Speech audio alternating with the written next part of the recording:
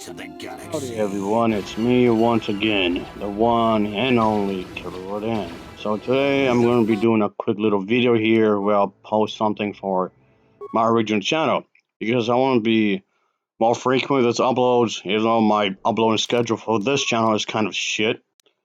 But I will post a link down below for my second channel where my uploads are way more frequent, and a links for Elvis as well, because he's doing some video game stuff if that's your cup of tea. So speaking of shit, so I just thought I'd talk about the Cat in Hat. Oh boy, I don't know what happened with this one actor. He just went downhill. He just went really downhill. His career has not been the same for years, fortunately. So what the hell?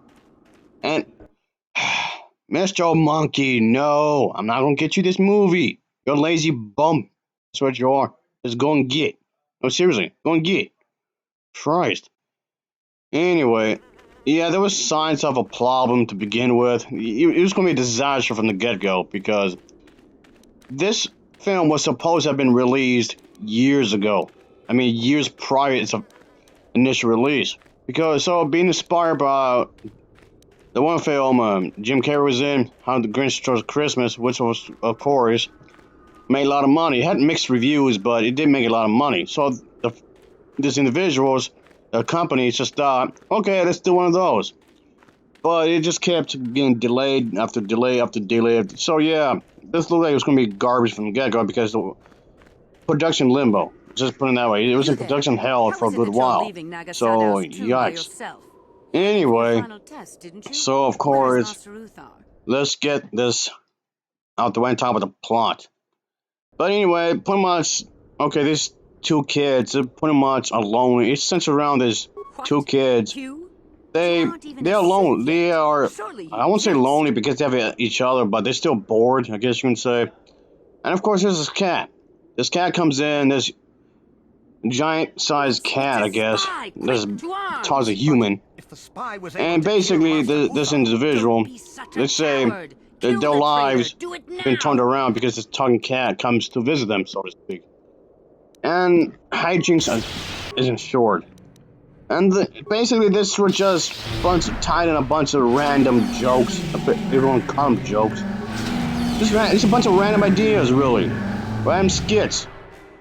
It just reminds me of one of those YouTube videos if someone does a compilation of something. That's what this is. It feels like a compilation of skits. That's all this was. It was literally just a compilation of random-ass skits, and nothing more. And the plot, if you won't call it a plot, was just an excuse to tie this together. Like, holy hell. Like, this is the best you can do? What was funny? I mean, I laughed, yes, but for not the reason the movie wanted me to laugh. I laughed because how stupid this movie is. Was it supposed to be dumb? Was it supposed to be asinine? Of course, this entire thing happened while the parents were away, or whatever. Thing 2, thing 1, yada yada, whatever. I don't care. It's just okay. And there's barely a plot to speak of, I guess. Even call it that, I guess. It's weird. What the hell? And what the hell, Mr. Monkey? Did I already tell you to find a job? I mean, really? Seriously? Oh, you're just spazzing out like you always do, you little asshole. Anyway. But like I was saying, I didn't see the purpose of this movie and whatnot. I don't know. I just not no. And according to Mike Myers, less than a month before the film was released, the producers made plans for a sequel based on the book sequel. The Cat in the Hat comes back, I believe. But I guess it wasn't really. Yeah, it just seems like this was not going to happen, like, at all. And yeah, Jesus Christ. Dr. Seuss, Dr. Seuss, his wife was still around at this point, was so appalled by this movie that she decided to reject any live-action adaptations of her late husband's work. So as a result, the planned sequel was eventually canceled. So this movie is so bad that any future installments for the franchise was completely canned. So, you know you're gone and goofed. There you go, you gone and goofed. Oh boy. So, I don't know. I don't get this. I mean, it's just, I don't know. I mean, I've seen movies that are far worse than this, so I kind of feel like I'm kind of immune to this in some ways, because like I said, over the years, I've seen terrible, lots and terrible movies. So, I guess I got immune to it to some extent. So, this movie's kind of like whatever to me. It's not good. It's not making me good at all. And just, no. I just didn't like the fact that I had to go through this movie. I don't know. I don't get it. Okay, let me just wrap things up, because like I said, I just want to make this a quick little video here. This movie this movie's ass, okay? This entire movie is just ass. What the hell? Mr. Monkey, I thought I told you to find work. What is your problem? Leave me alone. God. Anyway, just, Jesus Christ. Anyway, according to the cast and crew, working with Mac Myers on this film was a terrible and nightmarish experience. So, yeah, there was some problems behind the scene kind of a thing, folks. So there was that. So, apparently, the actors would wait for hours for Mac Myers to come out of the makeup. He only spoke to his handlers and director during the production of this set, I guess you can say. He had his people, dress him up in his trailer, and his area was covered with whatever gas, because he didn't want anyone see him really. So if anything, Mike Myers came out like he was a difficult person to work with, really, by the sound of it, I suppose. He also had a male assistant whose solo job was to feed him chocolates, like really from this container thing and whatnot. And the film ended up having a long, pointless, identical takes of scenes because he overruled someone on whether they were good or not. Oh yeah, okay, he was pretty much like an asshole during the entire production of this. I don't know why, really.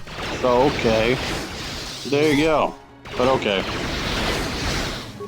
So okay, whatever. I mean, why this kind of thing? What was the whole point of this movie? I mean, okay, I kind of get it. It was inspired by Jim Carrey's How the Grinch Stole Christmas, really. And that's basically that's the whole reason that this movie was made, because, I mean, How the Grinch Stole Christmas was not a good movie either. I'm gonna be as honest here, really, but still, though. Alright. Hey, that's my food! Dude, what the hell? What is your... You're... Okay, I got something for you. Hey, Air Force, help me out. Alright. Much appreciated. Well, like I said, let me just wrap this up, because this was a disaster. So, okay. The thing is that Mike Myers was legally obligated to star in this movie because in 1998, Mike Myers signed a two-picture deal with Universal and Image Entertainment to write and star in this big adaptation of a character from CNL. Mike Myers was to be paid a chunk of money for his efforts and a specific price for the script, which he was already paid, and ended up returning a certain amount of money, and was for his acting. He was originally supposed to be paid a large sum of money as well, with the success of the Austin Powers, the Spy Who Shagged Me. However, hiked up on the comic, I believe, salary. But then there was like I said, folks, it's like a whole thing. There's like a whole behind the scene thing. Then in June of 2000, during pre-production, this writer-actor announced that he wasn't happy with the script and refused to move forward, as he simply needed 2 more months writing time. He already spent some time. He wrote 14 scripts over the 2 years, but Universal was banking on this certain thing that was supposed to have done recently, so he just kept going back and forth. But basically, he was supposed to make this movie. And yes, I do realize I keep talking about the behind the scenes stuff that was going on with this movie, but I found the behind the scene drama far more interesting than the actual movie. Just wow, this entire struggle. I mean, there's a lot more to talk about. There's plenty more to talk about when it comes to the behind the scenes of this movie. But like I said, there was quite a bit. But that was actually more impressive. That the behind the scenes stuff had a better plot than the actual movie. So that was far more interesting than the finished product. Oh boy, you like I said, you gone goofed. I didn't like the acting. I didn't like nothing. Again, like I said, I've seen far worse than this, sure, but holy hell, how'd you manage to mess up an entire premise like this? Anyway, I'm giving this film a Novaval rating of a 4.7 out of 10. It gets a 4.7 out of 10 from me. So as always, thanks for watching, and take care. Until next time, see ya. Oh yeah, whatever. I don't know. Ah!